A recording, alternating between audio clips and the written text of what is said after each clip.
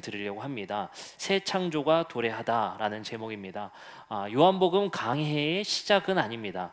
제가 코로나 기간 동안에 민수기 다음 말씀을 준비하면서 요한복음과 로마서를 열심히 연구를 했는데 둘 중에 무엇을 할지 아직 결정을 못했습니다. 그래서 오늘 요한복음 1장 1절 한번 우리 말씀 나누고 로마서로 할지 요한복음을 할지 제가 고민의 결정을 해서 신약성경 강해를 계속 진행하도록 하겠습니다.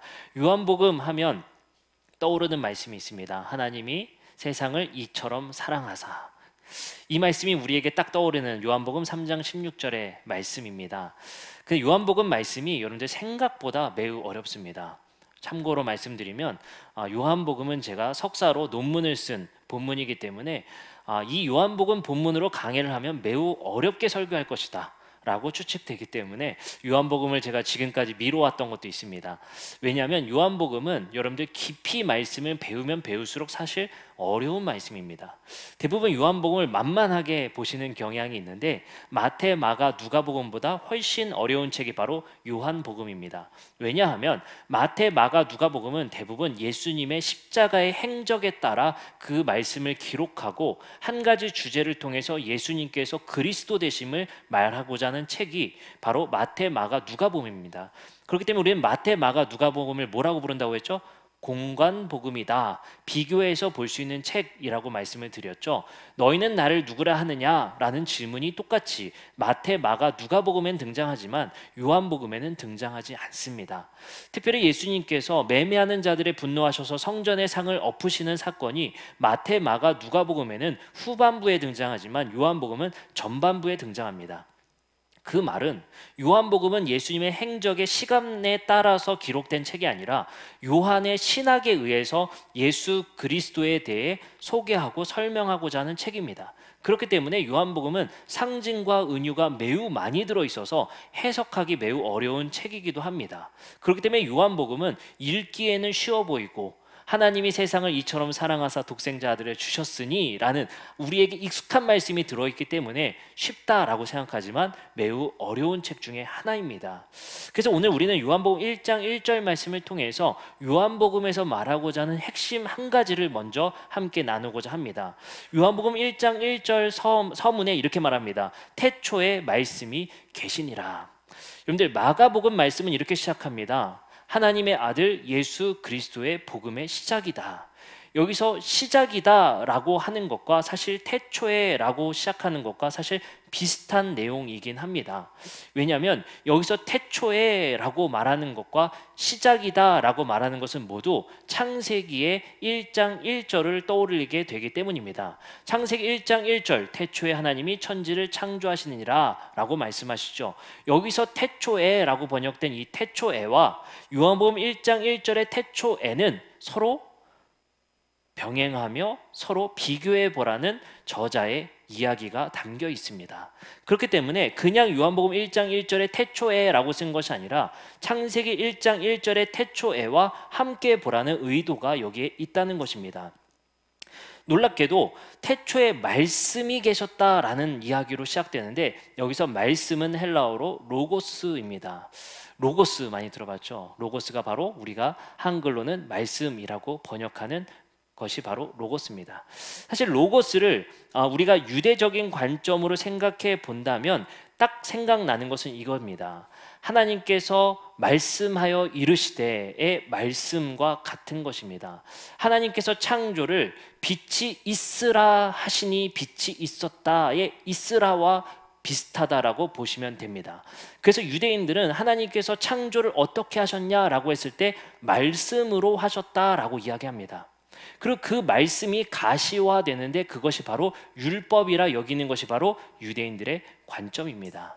그렇기 때문에 여기서 태초에 말씀이 계셨다는 것은 태초와 말씀 모두 창세기의 창조 이야기를 떠올리게 하는 바로 말씀입니다. 그렇기 때문에 태초에 말씀이 계시니라 라고 말씀하며 이 말씀은 하나님과 함께 계셨으니 이 말씀은 곧 하나님 그 자체이다 라고 설명합니다. 놀랍게도 마태, 마가, 누가복음에는 하나님과 예수 그리스도가 동등된 분이라는 것을 잘 설명하지 않습니다. 그러나 요한복음은 꽤 늦게 쓰인 책으로서 이미 예수님과 하나님과 성령님은 하나이시라는 신학이 정립된 상태에서 쓰였기 때문에 여기서 태초에 말씀, 즉 하나님이 이르시되 빛이 있으라 하시니의 그 말씀이 곧 예수 그리스도임을 해석하고 있는 책입니다. 좀 어려우시죠? 그 말을 쉽게 설명드리면 요한복음의 저자가 말하고 싶은 것은 딱 한 가지. 태초에 말씀이 계셨다는 것은 하나님이 창조하시는 그 창조의 이야기에 예수가 함께 있었다를 말하고 싶은 것입니다. 그 말은 곧 예수님이 창조 사역의 행위자이며 그 창조 사역에 함께 계셨다라는 것으로 요한은 말하고 있는 것입니다. 놀랍게도 여기서만 말하는 것이 아니라 이 말씀의 의도가 여기서 분명히 등장하게 됩니다. 그 말은 성경에서 가장 중요한 것이 바로 창조이기 때문입니다. 성경은 이렇게 진행됩니다. 창조, 타락, 구속. 여러분들 잘 아시다시피 이것을 우리가 보통 성경의 주제이고 성경의 흐름, 내러티브다라고 생각하시지만 사실 성경은 이렇게 진행되지 않습니다. 창조, 타락, 이스라엘, 교회, 새 창조라는 이야기로 진행됩니다. 여기서 새 창조라는 것은 무엇이냐면 성경의 주제는 명확합니다. 하나님이 창조하셨고 인간을 위해 이 창조가 파괴되었고 이 창조를 회복하시고자 하는 하나님의 이야기라는 것이 바로 성경의 전체적인 주제이고 가장 중요한 주제입니다. 그래서 요한계시록 21장은 뭐겠습니까? 성경의 결론부에 해당합니다. 놀랍게도 성경의 결론부에 21장 1절에 이렇게 말합니다. 또 내가 새 하늘과 새 땅을 보니 처음 하늘과 처음 땅이 없어졌고 바다도 다시 있지 않더라. 여기서 말하는 새 하늘과 새 땅, 요한계시록의 결론은 바로 New Heaven, New Earth입니다. 뭐가 떨어지죠? 태초에 하나님이 천지를 창조하셨듯이 하나님은 계시록에 그 천지를 이제 새롭게 회복하셨다가 바로 성경의 결론입니다. 쉽게 다시 한번 설명드리면 하나님은 창조하셨습니다. 인간으로 인해 그것이 타락하고 파괴되었습니다. 그리고 하나님은 그것을 새롭게 회복하셨습니다. 이 이야기가 성경의 줄거리란 이야기입니다. 그래서 하나님은 하나님이 창조하셨던 그 창조의 세계를 회복하시는 이야기로 성경이 흘러가고 그 주제가 명확하다는 것입니다. 근데 요한복음 1장 1절에 이렇게 말하더라는 것입니다. 태초에 말씀이 계시니라. 그래서 요한복음의 주제는 분명합니다.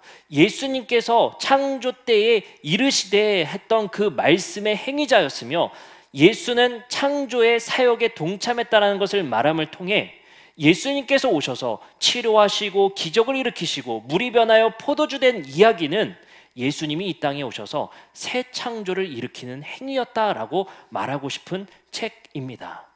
힌트는 더 있습니다. 요한복음 1장 29절의 말씀을 제가 읽어보겠습니다. 이렇게 말하죠. 이튿날 요한이 예수께서 자기에게 나아오심을 보고, 더 읽을 필요가 없어요. 요한복음 1장 35절, 또 이튿날 요한이 자기 제자 중 두 사람과 함께 서 있다가, 요한복음 1장 43절, 이튿날 예수께서 갈릴리로 나가려 하시다가, 요한복음 6장 22절, 이튿날 바다 건너편에 서 있던 무리가.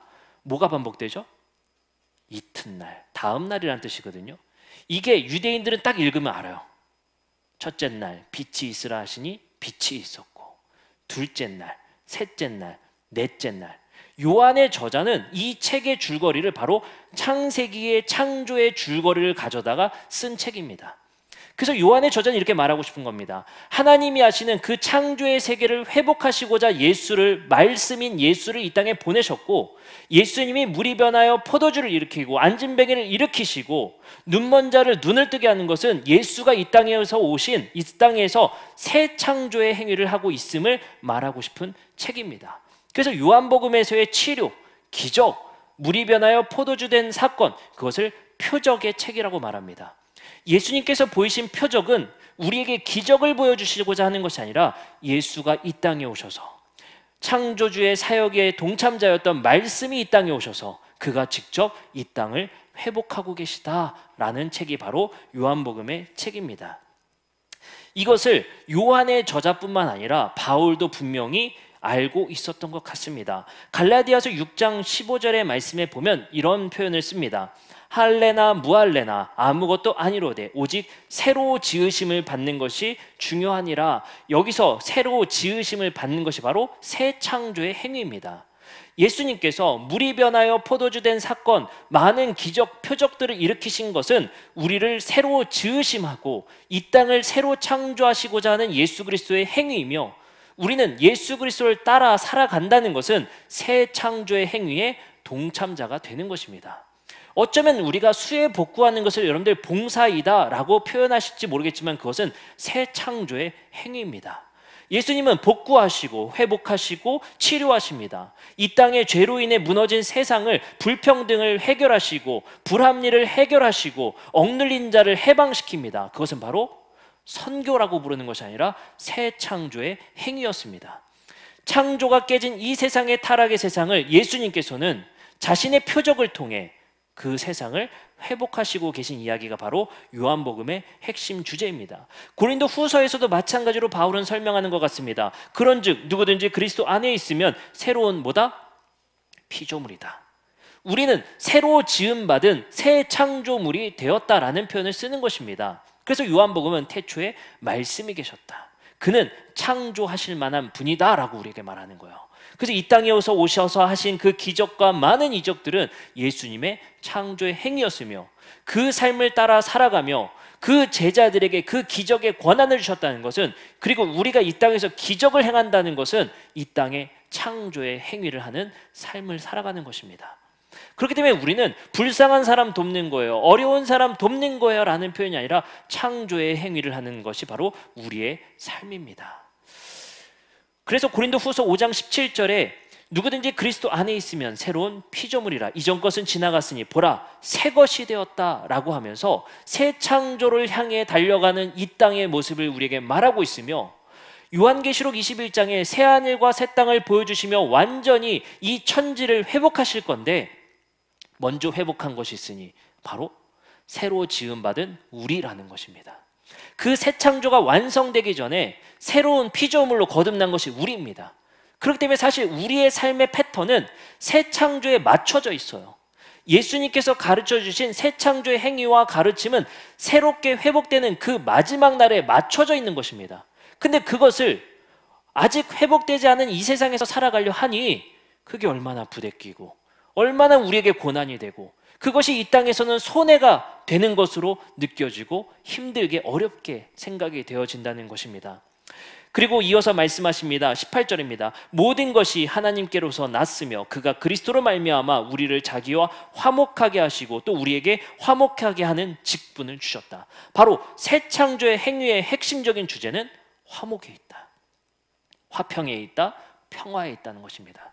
우리는 이 땅에서 세계의 평화를 이루어내는 것, 이 땅에서 가정의 평화를 이뤄내는 것, 직장의 평화를 이뤄내는 것, 이 땅에서 화평을 위해, 화목을 위해 힘쓰는 것이 바로 창조의 사역의 동참이라는 것입니다.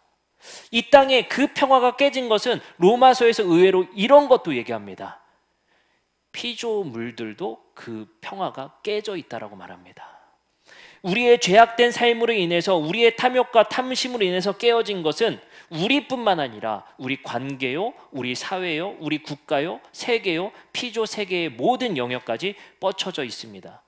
우리가 새로운 새 창조의 지으심을 받은 자들로서 새 창조를 향해 나아가는 우리들은 이 땅에서 화목을 이루며 평화의 사역을 해내는 것이 우리의 소명이 되게 됩니다. 갈라디아서 2장 16절에 이러한 새 창조로 지음받지 않은 사람들이 따르는 행위가 있으니 이렇게 말합니다. 사람이 의롭게 되는 것은 율법의 행위로 말미암이 아니다 라고 말합니다. 바로 새로 지으심 받은 사람들이 하는 행위들과 대비되는 것으로 율법의 행위를 말하고 있습니다. 갈라디아서 3장 2절에 이렇게 말합니다. 내가 너에게서 다만 이것을 알려 하노니 너희가 성령을 받은 것이 율법의 행위로냐 혹은 듣고 믿음으로냐. 율법의 행위라고 말하는 것은 바로 우리가 살아가는 새로 지음받은 삶의 반대의 행위로 이야기하고 있습니다. 갈라디아서 6장 2절엔 그러면 새로 지음받은 우리가 지켜야 할 법이 있으니 이렇게 말합니다. 너희가 짐을 서로 지라 그리하여 그리스도의 법을 성취하라. 바로 새로 지음받은 바 새 창조가 이루어진 우리의 삶은 그리스도의 법에 따라 살아가게 됩니다. 근데 그 법은 너희가 짐을 서로 지는 행위라고 말합니다. 놀랍게도 우리가 이뤄내는 화목과 화평과 평화의 삶은 대단한 비전이 아니었습니다. 서로 너희가 짐을 져줘라 라는 것입니다. 우리의 서로의 필요를 알고 서로의 짐을 서로 지는 것, 그것이 바로 율법의 행위와 대비되는 그리스도의 법임을 우리에게 말씀하고 계십니다. 그리고 그리스도의 법을 따라 살아가는 사람들은 갈라디아서 5장 16절에 내가 이르노니 너희는 성령을 따라 행하는 삶으로 새롭게 지음받았음을 말하고 있습니다. 정리하겠습니다. 우리를 하나님께서는 새로 창조하셨고 예수님께서 이 땅에서 오셔서 하셨던 행위는 새 창조의 행위였습니다. 그리고 우리를 새롭게 지음받게 하셨습니다. 바로 성령을 우리에게 주심을 통해서 이제 우리는 율법의 행위가 아니라 그리스도의 법에 따라 사는 사람들이며, 그리스도의 법은 곧 서로의 짐을 져주는 화목을 위한 삶이 바로 그리스도의 법이 되겠습니다. 어쩌면 율법의 행위는 나 자신의 구원을 위해서 지키는 법이었다라고 생각할 수 있으면, 그리스도의 법은 서로를 살리는 법이며 서로의 짐을 지어주는 것이 바로 성령 받은 새 창조물들의 삶의 행위임을 우리에게 말씀하고 계십니다.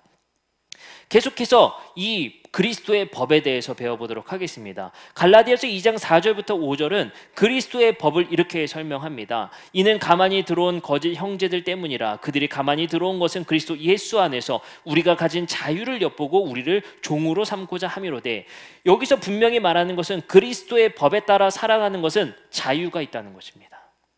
그러나 율법의 행위로 살고자 하는 것은 우리를 종으로 삼고자 하는 것이라 또 대비하고 있습니다.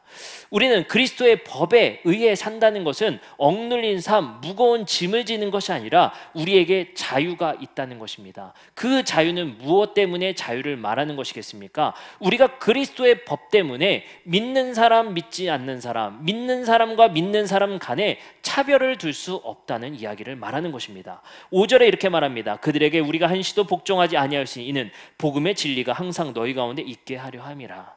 여기서 그리스도의 법은 곧 복음의 진리이다 라고 말을 합니다.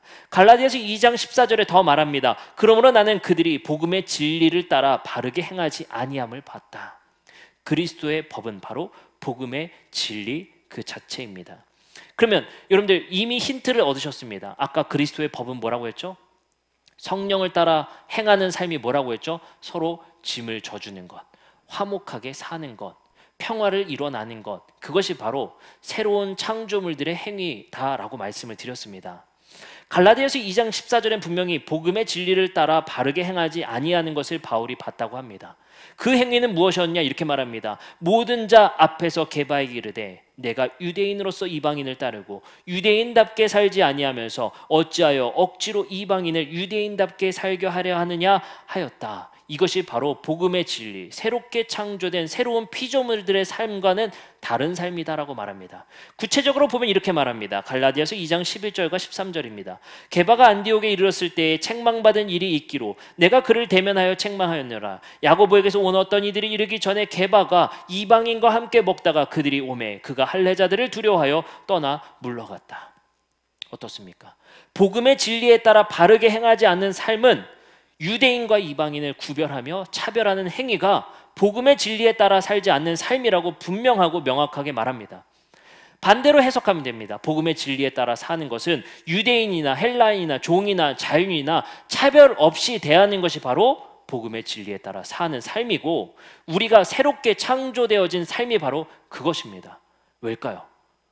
새하늘과 새 땅의 삶은 차별이 없기 때문입니다. 그래서 우리에게 복음을 차별 없이 주셨다는 것이 예수 그리스도의 복음의 진리입니다. 에베소서 2장 14절에 이렇게 말합니다. 그는 우리의 화평, 평화가 되어 주셨다. 둘로 하나를 만드사 원수된 곳 곧 중간에 막힌 담을 자기 육체로 허무셨다. 그 어떤 것도 우리에게 벽이 될 수 없다라고 말씀하십니다. 야고보서 2장 1절부터 4절에는 야고보 사도는 이렇게 말합니다. 내 형제들아 영광의 주 곧 우리 주 예수 그리스도에 대한 믿음을 너희가 가졌으니 사람을 어떻게 대하지 말라? 차별하여 대하지 말라. 4절 이것을 이어서 이렇게 말합니다. 어떤 문제가 있었느냐? 2절, 3절, 4절입니다. 만일 너희 회당에 금 가락지를 끼고 아름다운 옷을 입은 사람이 들어오고 또 남루한 옷을 입은 가난한 사람이 들어올 때에 너희가 아름다운 옷을 입은 자를 눈여겨보고 말하되 여기 좋은 자리에 앉으소서 하고 또 가난한 자에게 말하되 너는 거기 서 있든지 내 발등상 아래에 앉으라 하면 너희끼리 서로 차별하며 악한 생각으로 판단하는 자가 되는 것이 아니냐. 바울에 의해서는 이렇게 말했을 겁니다. 복음의 진리에 따라 바르게 행하지 않는 자들아. 복음의 진리는 바로 교회 내에서 교회 밖에서 차별하지 않는 것입니다. 우리의 외모로 그리고 우리의 가진 성향으로 인해서 차별하여 대하지 말라는 것입니다. 로마서 3장 22절에 그래서 바울은 복음은 곧 예수 그리스도를 믿음으로 말미암아 모든 믿는 자에게 미치는 하나님의 은이 차별이 없다라고 말씀하십니다. 골로새서 3장 11절부터 13절엔 이렇게 말합니다. 거기에는 헬라인이나 유대인이나 할레파나 무할레파나 야만인이나 수구디아인이나 종이나 자유인이나 차별이 있을 수 없나니 오직 그리스도는 만유시여 만유 안에 계시니라. 13절 그러므로 누가 누구에게 불만이 있거든 서로 용납하여 피차 용서하라. 여러분들 복음의 진리는 생각보다 쉽습니다. 서로 용납하여 주고 서로의 짐을 지어주는 것, 그것이 바로 하나님께서 다시 새롭게 지음한 인간들의 모습이어야 될 것입니다. 다시 한번 말씀을 정리하며 오늘 말씀을 마치고자 합니다. 요한복음 1장 1절에 태초에 말씀이 계시니라 라고 선포한 것은 말씀인 예수 그리스도께서 이 땅에 오셔서 바로 창조 때의 창조의 행위자였던 예수가 이제 이 땅에 오셔서 새로운 창조를 이뤄내십니다.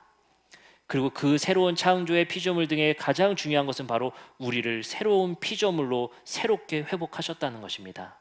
그러나 완성으로 가는 그 새하늘과 새 땅이 아직 도래하기 전 우리의 삶은 새로운 피조물로 거듭나왔지만 우리의 삶의 방식은 여전히 과거에 머물러 있습니다. 우리에게 요구되는 하나님의 말씀은 바로 새하늘과 새 땅에서 살아갈 그 삶의 양식을 지금 이 자리에서 요구하고 있다는 것입니다. 근데 그것은 화목해지는 것이며 화평해지는 것이며 서로의 짐을 지어주는 것이며 용납하는 것이다 라고 말씀하십니다.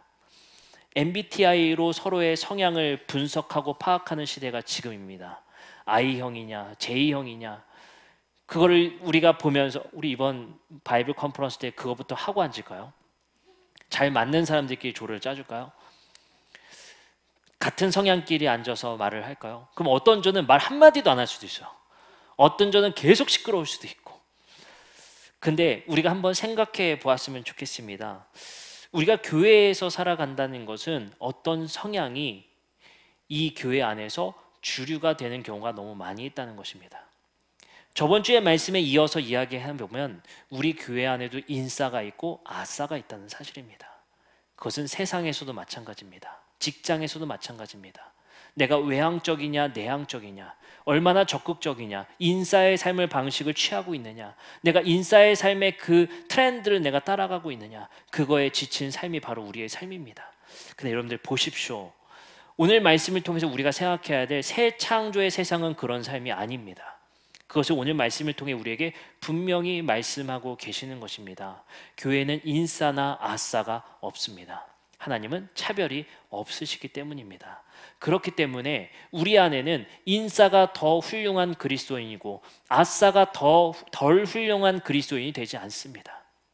우리에게 있어서 우리가 수혜에 모금을 하는데 누가 얼마 냈냐에 따라서 인싸가 되거나 아싸가 되지 않습니다. 우리에겐 차별이 없기 때문입니다. 그것이 우리 교회의 방향이 되어야 되며 우리의 삶의 지표가 되어야 할 것입니다. 그래서 우리의 삶의 가장 중요한 지표를 예수님께서 우리에게 태초의 말씀으로 이 땅에 오셔서 우리에게 말씀해 주십니다. 여러분들 서로의 필요를 알아 서로의 짐을 지어주는 우리의 삶이 되었으면 좋겠습니다. 그것이 바로 예수님께서 말씀하신 나를 따라오려거든 십자가를 지고 따라오라 말씀하십니다. 이것이 바로 서로의 짐입니다. 우리 교회 안에 부족하게 늦게 오는 분이 있다면, 조금 더디 오는 분이 있다면 그 짐을 함께 지어 줍시다. 이번 수혜를 통해서 한 칼럼을 보면서 제가 무릎을 탁 쳤습니다. 그 칼럼의 제목이 지금의 폭우의 상황과 그 피해를 얘기하면서 그 제목을 이렇게 썼습니다. 이것은 재난의 문제가 아니라 가난의 문제다. 여러분들, 이 메시지가 제 안에 정말 강하게 들어온 것 같습니다. 우리 교회는 우리 지역의 가난과 싸워야 할 것입니다. 가난한 사람들의 짐을 함께 지어주는 우리가 되었으면 좋겠습니다. 출발점의 박탈감과 많은 어려움으로 인해서 마음의 어려움을 갖고 희망을 포기하는 또 많은 청년들이 있습니다. 그 청년들이 희망을 가질 수 있는 교회 되었으면 좋겠습니다. 너를 위해 기도해 줄 게가 아니라 그 청년들과 그 가난에 있는 자들의 짐을 함께 지어주는 교회 되었으면 좋겠습니다. 여러분들, 좀 짐 가벼운 분들 있으면 더 많이 지세요. 아시겠죠? 저는 쌍둥이 때문에 짐이 많아서 더 지긴 어려울 것 같고, 좀 육아를 마친 분들, 우리 짐 더 많이 져줄 수 있는 분들, 육아의 짐을 함께 져줍시다. 육아로 지쳐서 예배의 환경에 제대로 예배하지 못하는 분들의 짐을 함께 지어주셨으면 좋겠어요. 그 어려운 짐들 우리가 서로 파악하고 서로 나눔을 통해서 그 짐을 지어주고, 우리가 성향에 따라 우리가 서로를 차별하는 것이 아니라 모두가 용납될 수 있는 교회 되기를 주님의 이름으로 축복합니다. 기도하시겠습니다.